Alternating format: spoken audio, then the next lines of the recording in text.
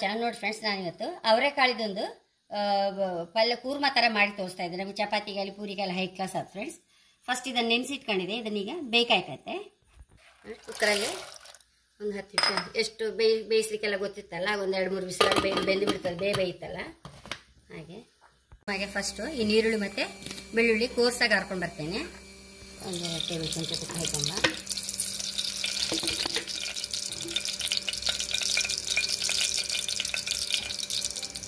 ಮೆಣಸು ಹಾಕೊಂಡೆ, ಬೇವನ್ನೆಲ್ಲ ಹಾಕೊಂಡೆ, ಕೊತ್ತಂಬರಿ ಹೊಡಿ, 1 ಟೀ ಸ್ಪೂನ್ ಮೆಣಸು ನೋಡಿ. ನಾವು ಈ ಕೋರ್ಸಾಗಿ ಅರ್ದಿದ್ದನ್ನು ಹಾಕೊಂಬ.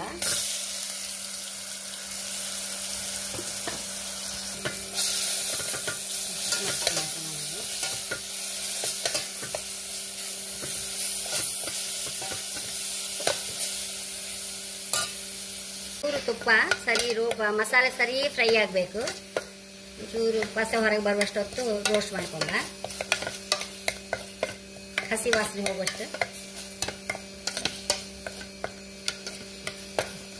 ಸರಿ ಡ್ರೈ ಆಯಿತು, ಮಸಾಲೆ ಹಸಿ ವಾಸನೆ ಎಲ್ಲ ಹೋಯ್ತು. ಈಗ ನೋಡಿ ಟೊಮೆಟೊ ಬೇಯಿಸಿ ಅರ್ದಿಟ್ಕೊಂಡಿದೆ, ಒಂದು ಬೌಲ್ 3 ಟೊಮೆಟೊ ಅದನ್ನು ಹಾಕೊಂತ ಐತೆ.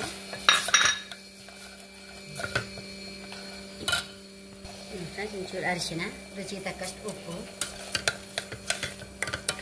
ಬೇಕಾದ್ರೆ ಒಂಚೂರು ಆಮ್ಚೂರು ಪೌಡ್ರ್ ಹಾಕೊಳ್ಬೋದು ಫ್ರೆಂಡ್ಸ್. ನಾನು ಹಾಕ್ತಾ ಇಲ್ಲ, ಬೇಕಾದವ್ರು ಹಾಕೊಳ್ಬೋದು ನೋಡಿ ಫ್ರೆಂಡ್ಸ್. ಒಂಚೂರು ತುರಿದ ಶುಂಠಿ ಹಾಕೊಂಡಿದ್ದೆ.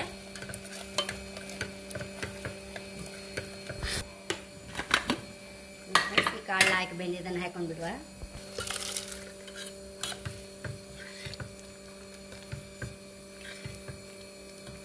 ದಪ್ಪಾಗಿದ್ರೆ ಸಹ ಕರೆಕ್ಟ್ ಆಗಿದೆ. ಇದನ್ನೀಗ ಬೌಲ್ ಟ್ರಾನ್ಸ್ಫರ್ ಮಾಡುವ.